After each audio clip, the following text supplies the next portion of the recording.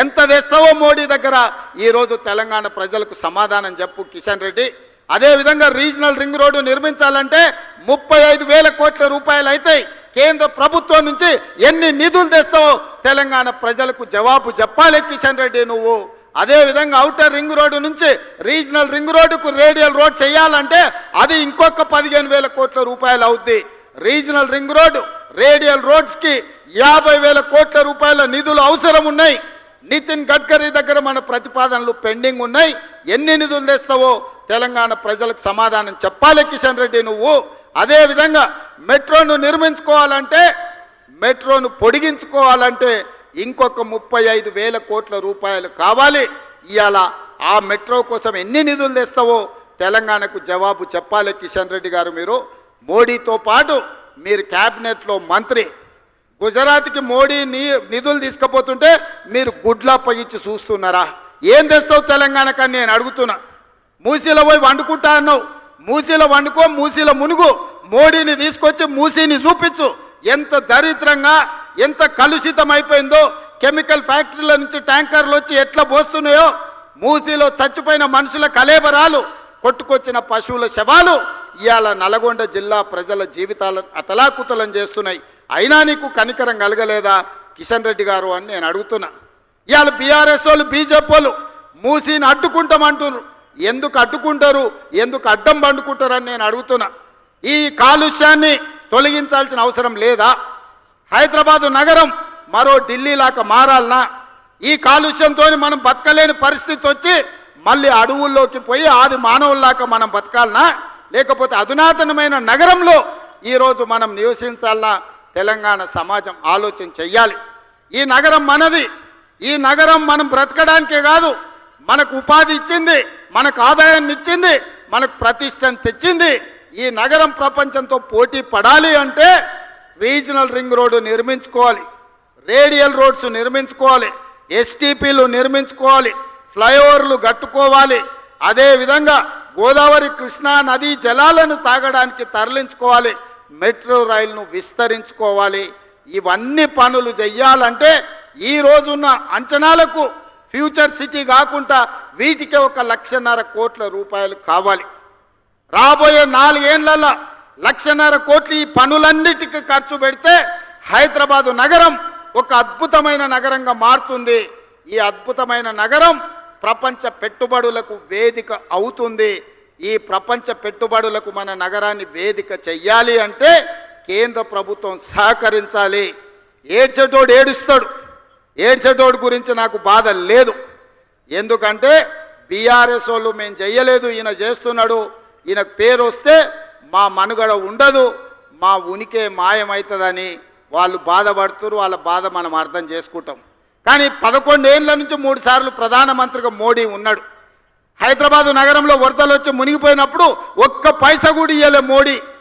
ఇక్కడ ఇండ్లు దడిచిపోతే, ఇక్కడ సామాన్లు మునిగిపోతే అప్పుడు ఆయన బండి సంజయ్ చెప్పిండు, బండి కట్టుకోపోతే బండి ఇస్తాం, ఆటో కొట్టుకోపోతే ఆటో ఇస్తాం, కారు పోతే కారు ఇస్తామన్నాడు.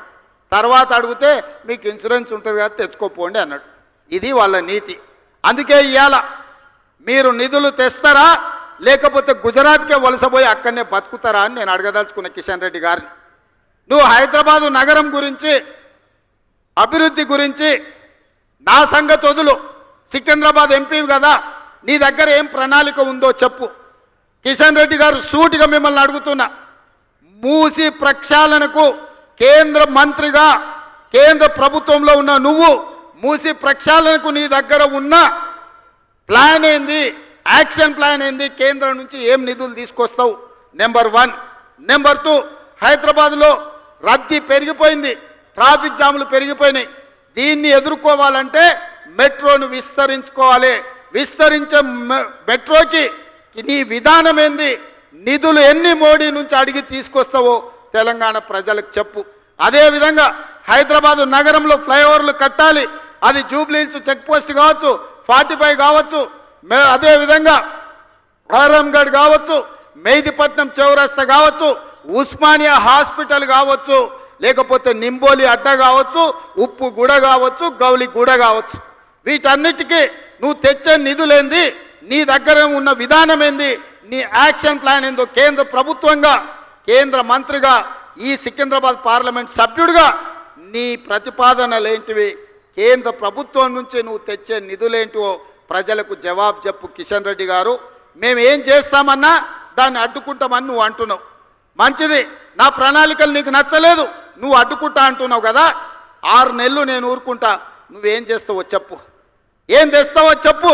మోడీని తీసుకురా, 1.5 కోట్లు మోడీని ఇప్పించు, 10 లక్షల మందితో పరేడ్ గ్రౌండ్లా తెలంగాణ సమాజాన్ని అంతా పిలిచి మోడీని నిన్నిద్దరిని నేను సమానం చేస్తా.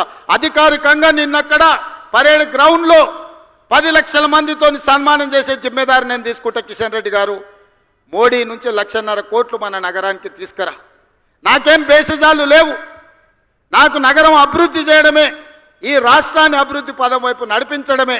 ఈరోజు ఢిల్లీ చూసినా, ముంబై చూసినా, బెంగళూరు చూసినా, చెన్నై చూసినా, కలకత్తా చూసినా కాలుష్యంతో నగరాలు అతలాకుతలం అయిపోయినాయి.